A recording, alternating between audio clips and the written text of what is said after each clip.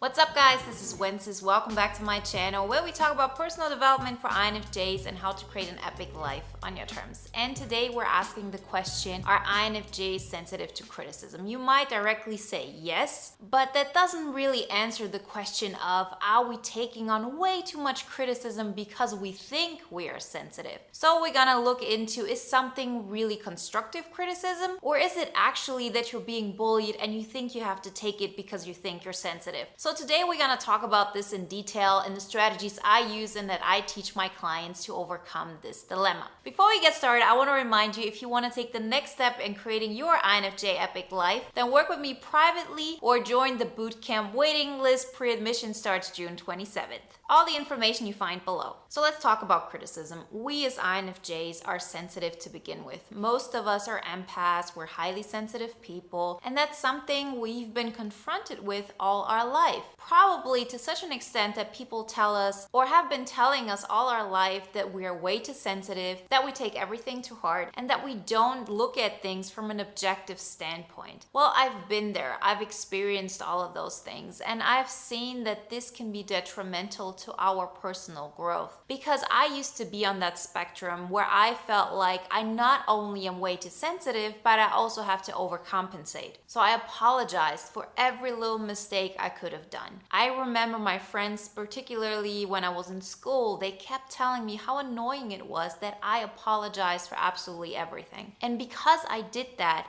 I was also drawing in criticism. So people who wanted to criticize, people who wanted to give their opinion of what you're not doing right, they will come to you because you're the perfect receiver for that. So this is something that we've known all our life. Well, on the other hand, we have this thing that we are very sensitive. We take things really close to our heart. We understand that it's not about the message in itself, but the fact how it's being said. That it's more maybe about criticizing our character or our being than it is about something that will help us move forward. So how do we get out of it? Because the biggest problem is that we don't want to avoid people giving us constructive criticism. We want to be the strong ones. We are the strong ones. We can take so much. And so because of that, we feel like, okay, why should I not allow people to tell their opinion? That's what they think. I think they're entitled to their opinion. On top of everything, I'm going to learn something from that. I'm just too sensitive. Isn't that what we have been told all our life?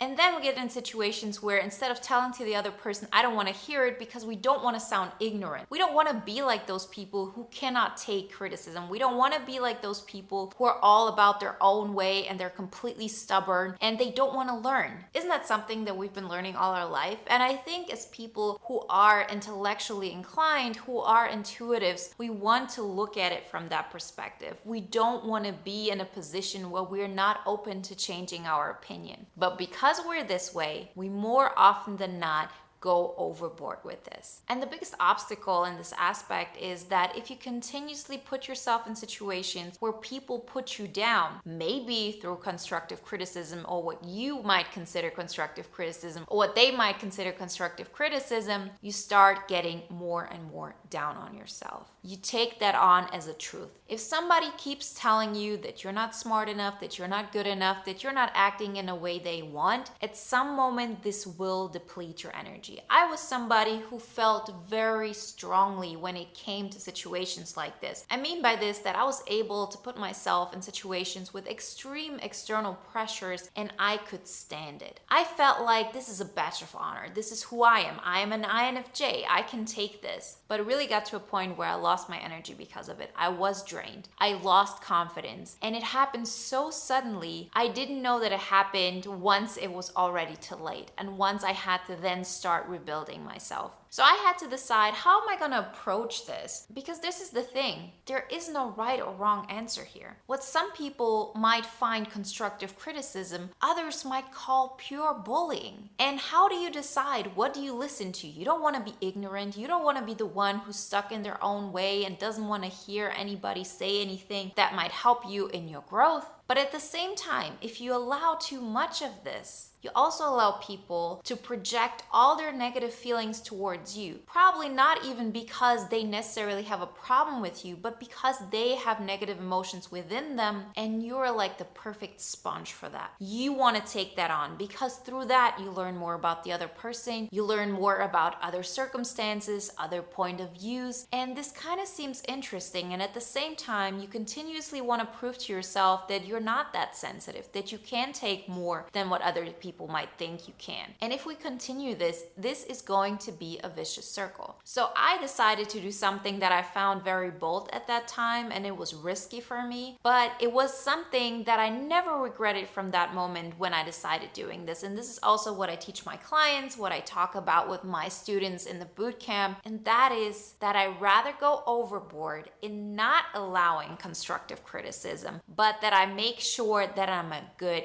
headspace. Because these are the two extreme things that could happen. If you would go in one direction overboard, you're just surrounded by yaysayers, people who love you, who tell you how great you are, and you stay stuck and stubborn and in your old way and you never get to grow. And then on the other hand, you are that person who's all about give the constructive criticism to me. Yes, this might be like bullying. Yes, you might be just pushing me down because I'm different than you and you don't like the way I live my life, but who am I to stop you? I don't have the right to do that. You're the one who's allowed to voice your opinion. And then through that, you lose who you are, you lose your self-confidence, you lose what you want. Because in a perfect world, you could take all of these things in, they wouldn't bother you, you would take them in as information, you would learn from them, and you would grow from them. But this is a perfect world, and we're not living in that perfect world. Our mind is not perfect. Our mind makes mistakes, and it makes mistakes in both those categories. But if you think of yourself, what of those directions are you more likely leaning towards? Are you that person that people always call stubborn, who never wants to change their way, who never wants to listen to new ideas, and who's all stubborn in their own world and full of yaysayers? Or would people rather say, oh, you allow people to talk too badly towards you,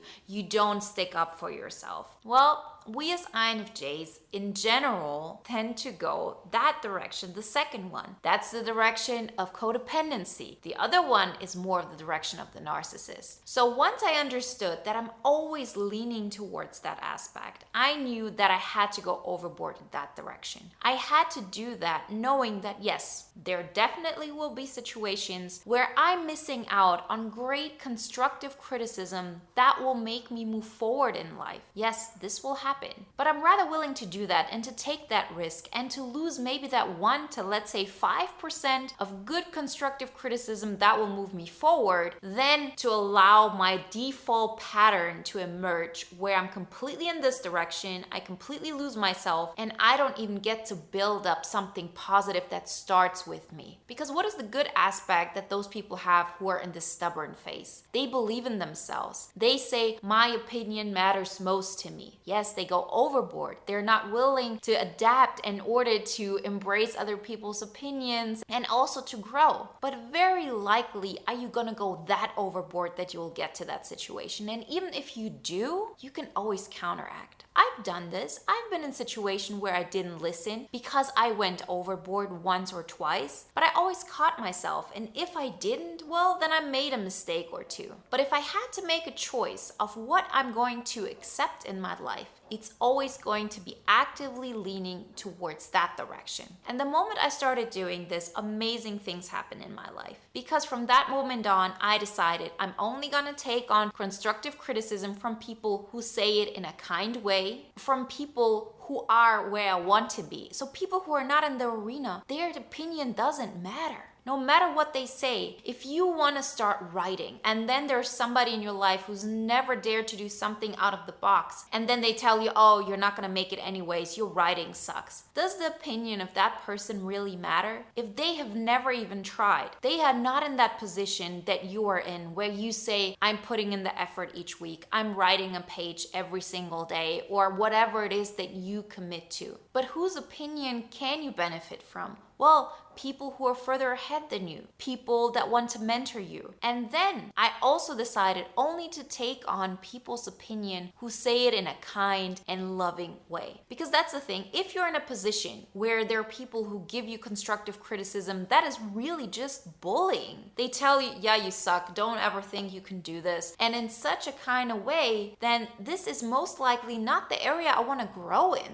right? The way I get mentored is always through positive reinforcement. And the way I mentor others, so my clients or my students, it's also through positive reinforcement. And I can do this because I've been where they have been. I know what it takes to get from where they are to where I am at. And I know how to do that in a way that is encouraging and honest at the same time. And yes, as I said, there might be people who might be able to give me great advice that will bring me forward, but I'm definitely willing to lose one or two good things that I could learn from if the price I would have to pay is so detrimental to me. And yes, it is. And it doesn't matter if some people say you're too sensitive or not. The only person who can decide if any kind of way of approaching you is right or wrong is you. And what's even more important than that is that people don't know how to talk to you unless you teach them how. Because there are ways to talk to me that don't bother me at all, that I find blunt, that I find great, that I find honest, that really make me want to go more and encourage me. And if the same person would say it to somebody else, it would crush their world. And there are certain parts that break my heart if I would allow myself to hear this over and over again. And that's where I draw the line. And that's where I want you to draw the line to. Because the only person who can tell you what really hurts you, what is not a way of talking to you that makes you feel good, the only person who can decide what the right amount is, what the balance is you. So unless you tell people you went overboard here, I'm not going to allow you to say this to me because I'm just going to shut it off.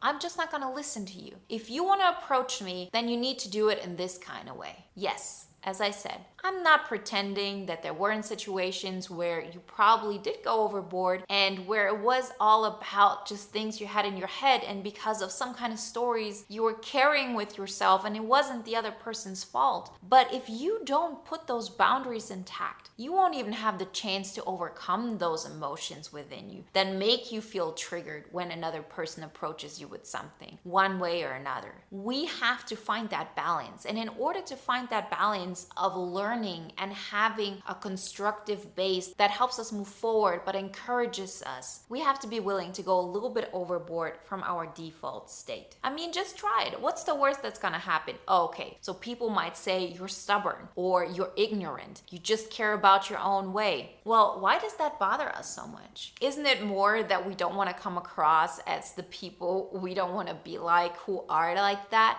If that's the case, then overthink that. So what if people think you're stubborn? So what if people think, oh, she or he are just doing what they want and they don't care and they are not open to new things? Well, let them think that. Just try it out. And I can guarantee you, after a while, you see that actually you connect to way more people. You are open to way more experiences, because once you make sure that you protect your boundaries and that you rather say, I'm not going to listen to your opinion unless you say it in a way that makes me feel good, no matter what you have to say, you can say it in a kind, respectful way, because that's the way I say it. That's the way I approach it. And yes, these are my intentions. These are my positive ways of saying things. And I've had people tell me that the way I have presented things, it really hurt their feelings. Well, then we have to decide, okay, am I going to change? Or are they going to make a decision based on, okay, Wenzes' way of saying things doesn't make me feel good, so I'm going to pull away. Both of those situations are completely valid. I have learned for myself, if my intentions are good,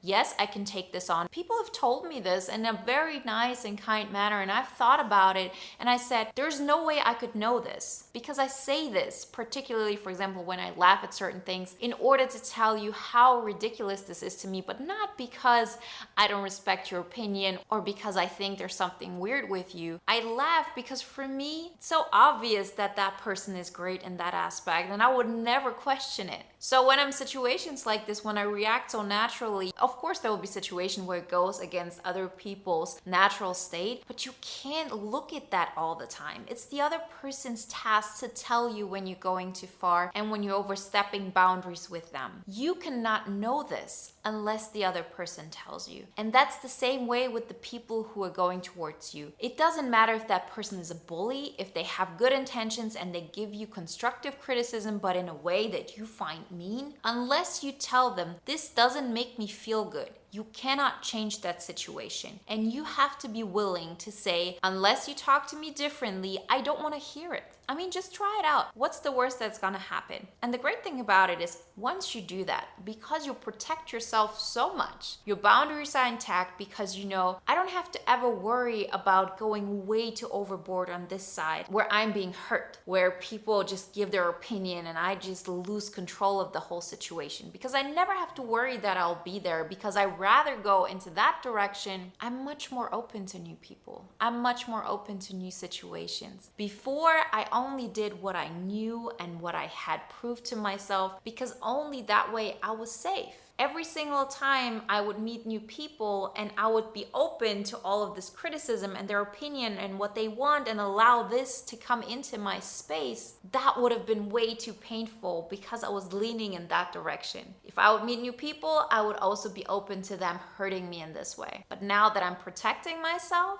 it's way more people that get into my life, way more new ideas that enter my mind and allow me to grow. So make sure that you set that boundary right there, that you're willing when it comes down to it, that you say, I rather want to wait for somebody to talk to me respectfully than to be open to criticism that might help me grow. Sounds controversial, I know, but unless you try it, you won't see how much it will help you. Because in the end, there are enough great mentors out there who will tell you how it is in a way that makes you feel good. It's not necessary to listen to people who say it in a way that also hurts you and puts you down and is not aimed to make you feel like you can do it. Remember guys, if you want to take the next step in creating your INFJ epic life, then work with me privately or join the bootcamp waiting list. Pre-admission starts June 27th. All information is below. And if you want to watch another video now that is in alignment with today's topic, then watch the video on why INFJs always feel guilty. Like always guys, I wish you a wonderful day, a great week, and I talk to you next time.